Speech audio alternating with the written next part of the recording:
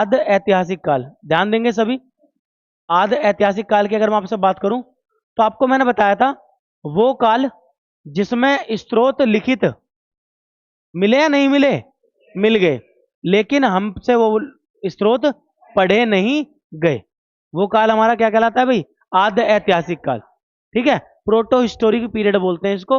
और इसके अंदर मैं बात करूं आपसे तो मुख्यतः भारत के अंदर दो सभ्यताएं पढ़ी जाती हैं, जिसमें से एक को आप कहते हो सिंधु घाटी सभ्यता,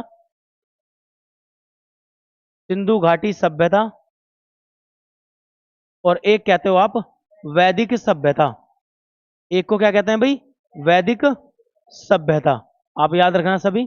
अगर मैं बात करूं सिंधु घाटी सभ्यता की तो जनरल एज की अगर बात करें तो लगभग 2500 बीसी से एक शुरू होकर के और 1750 बीसी तक ये जाती है। एक छोटी सी क्लास आपकी बनाऊंगा मैं एडी और बीसी के डिफरेंस की, है ना। कल आपको समझाऊंगा क्या होता है एडी, क्या होता है बीसी, क्या होता है सीई और क्या होता है बीसीई, है ना, बिफोर कॉमन एरा। ठीक है ना। तो सारी की सारी चीजें मैं आपको एक क्लास में छोटी सी पढ़ाऊंगा उनको। वैदिक सभ्यता की बात करूं तो वैदिक सभ्यता आपको मिलेगी लगभग 1500 बीसी से और 600 बीसी तक, जो दो हिस्सों में मिलती है हमें।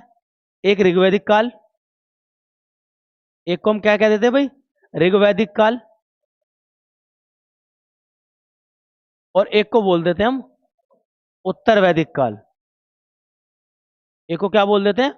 उत्तर वैदिक काल। ठीक है ना। याद करेंगे सभी, एक ऋग्वैदिक काल है और एक उत्तर वैदिक काल है। अच्छा, ये तो भारत के परिप्रेक्ष्य में।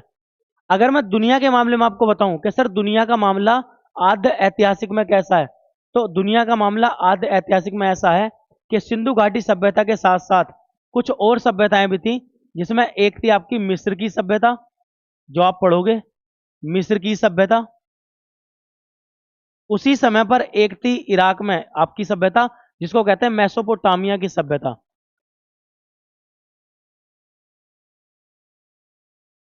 मेसोपोटामिया की सभ्यता। ठीक है भाई। और एक आपकी जो सिंधु घाटी सभ्यता के कंटेम्पररी थी, वो थी चीन की सभ्यता, या पीली नदी की सभ्यता बोलते थे इसको, चीन की सभ्यता। इन्हें कह सकते हैं सिंधु घाटी सभ्यता की कंटेम्पररी सभ्यताएं।